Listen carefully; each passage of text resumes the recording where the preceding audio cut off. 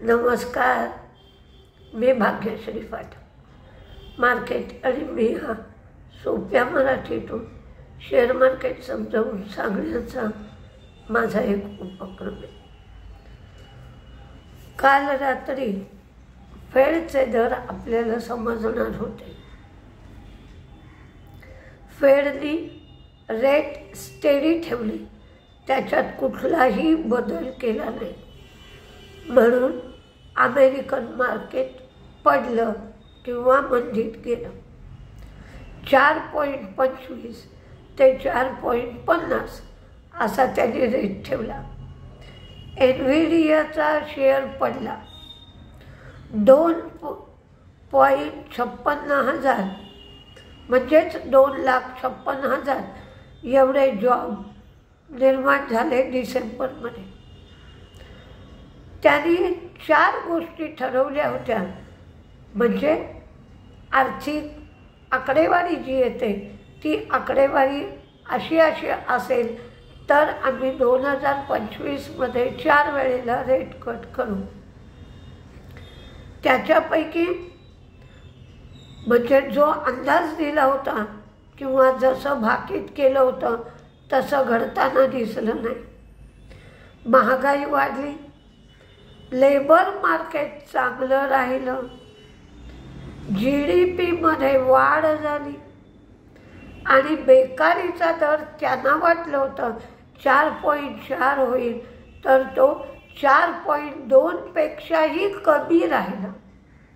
त्यामुळे rate cut करण्याचं कारण 4पैकी 3 गोष्टी त्यांच्या भाकिताप्रमाणे झाल्या नाहीत.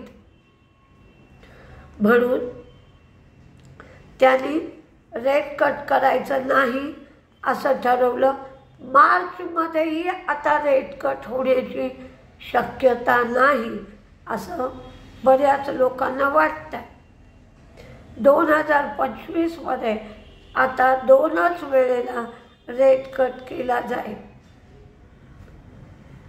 टेस्लाचा रिझल्ट आला. टेस्लाचा रिझल्ट कमजोर आला, पण मेटाचा रिझल्ट मात्र सुंदर आला. चॅटबॉटचे 1 बिलियन सबस्क्रायबर्स होतील असा त्याने अंदाज व्यक्त केला. मायक्रोसॉफ्ट मात्र क्लाउड बिझनेस स्लो डाऊन होतोय असं दिसलं. म्हणजेच फेडची कॉमेंट्री होती, जे काय सांगितलं ते दिशाहीन होतं. त्याच्यावरून काही ठरवता येण्यासारखं नव्हतं. ट्रम्प जे काही धोरण अवलंबतील त्याप्रमाणे पुढे पॉलिसी जाईल असं त्यांनी सांगितलं. फॉरेन इन्व्हेस्टर्सची विक्रीच आहे 2,586 कोटीची, तर डोमेस्टिक इन्व्हेस्टर्सची खरेदी आहे 1,792 कोटीची. काल मार्केट संपल्यानंतर जे रिझल्ट आले त्यातले जे काही रिझल्ट राहिले होते ते मी सांगते. आरती ड्रग्स प्रॉफिट वाढलं, रेव्हेन्यू मार्जिन कमी, ₹1 डिव्हिडंड. अलाइड ब्लेंडर्स आणि डिस्टिलियरी यांचा रिझल्ट मात्र सुंदर आला. तोट्यातून फायद्यात आली. 4.4 कोटी तोटा होता, त्याचा 7.5 कोटी फायदा. रेव्हेन्यू वाढला, मार्जिन वाढलं. आणि फुल टर्न डिस्टिलियरीचे सगळेच्या सगळे ब्रँड्स आणि IP राईट्स ते विकत घेणार आहेत. अरविंद स्मार्ट स्पेसिसचा रिझल्ट चांगला. बन्सल वायरचाही रिझल्ट सुंदर, पण बन्सल वायर काल 24 ते 25 रुपये वाढला होता. पण हे Bansal Wire, Arvind Smart Spaces आणि अलाइड डिजिटल तिन्ही रिझल्ट खूप छान आले. ब्लू स्टारचा रिझल्ट चांगला आला, पण ब्लू डार्ट ब्लू डार्टचा प्रॉफिट कमी झाला, रेव्हेन्यू मार्जिन वाढलं.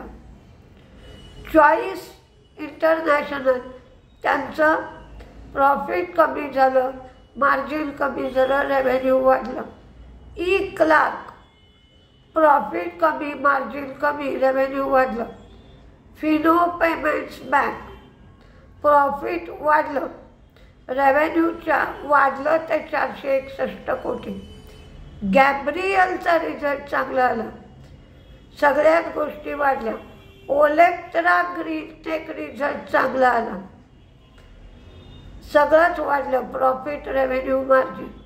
क्वेस्ट कॉर्प प्रॉफिट कमी झालं, मार्जिन कमी झालं, रेव्हेन्यू वाढलं. रेस्टॉरंट ब्रँड एशिया तोटा वाढला, रेव्हेन्यू वाढलं, मार्जिन कमी झालं. Samhi Hotel SAMHI Samhi Hotel तोट्यातून फायद्यात आली, रिझल्ट चांगला लागला. त्यांना वन टाईम लॉस 76.8 कोटी एवढा झाला होता. तामिळनाडू मर्कंटाईल बँक प्रॉफिट वाढलं, नेट इंटरेस्ट इन्कम वाढलं, पण प्रोव्हिजन्ससुद्धा वाढल्या.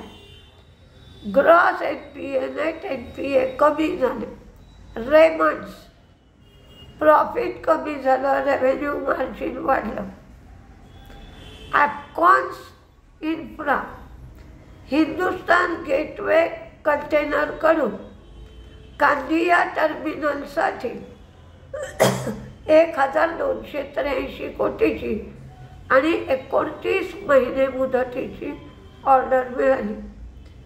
Azad engineering Siemens energy global बरोबर 811 कोटींचं आणि 6 वर्ष मुदतीचं प्रोजेक्ट त्यांनी साईन केलं.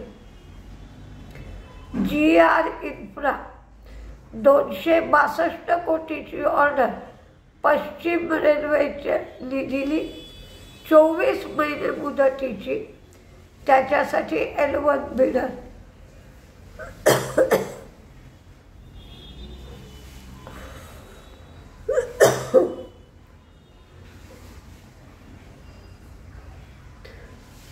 सॅगिलिटीच्या सबसिडियरीनी ब्रॉड पाथ हेल्थ केअर 50 कोटी कॅशमध्ये विकत घेतली. ज्युपिटर वॅगनचा रिझल्ट चांगला आला, प्रॉफिट, रेव्हेन्यू, मार्जिन सगळंच वाढलं. कालच्यामध्ये बघायचं झालं तर टाटा मोटर्सचा कमजोर होता, पण तो प्राईसमध्ये समाविष्ट आहे.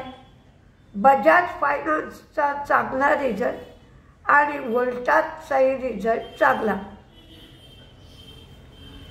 आज मंथली एक्सपायरी आहे. गिफ्ट निफ्टी बघायला गेलं तर नॅरो रेंजमध्ये मार्केट राहील. व्हर्लपूल कॉर्प ही व्हर्लपूल इंडियामधला 31% स्टेक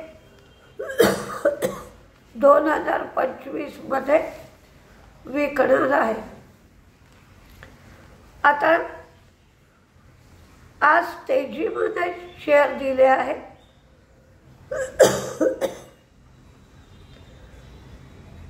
अलाइड ब्लेंडर्स आणि Distilleries, Apollo Micro, Garden Reach Ship Builders आणि अपोलो मायक्रो दोघांनी करार केला म्हणून हे दोन्ही शेअर दिले.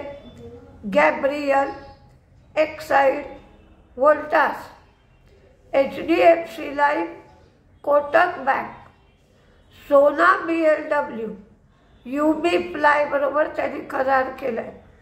IOC क्रूड उतरायला लागलाय म्हणून IOC दिलाय. तुम्ही HPCL, BPCL कशात व्हॉल्यूम होतोय हे बघून ट्रेड घ्या. Muthoot Finance, HDFC Bank, SRF हा 2680च्या वर टिकला पाहिजे तर ट्रेड घ्या.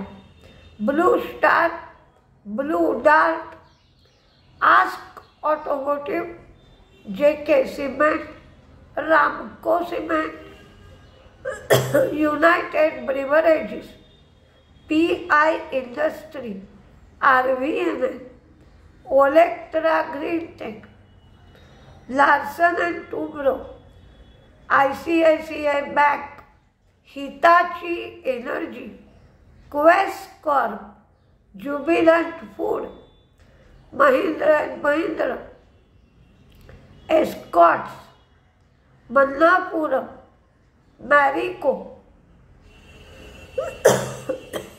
टाटा कंझ्युमर,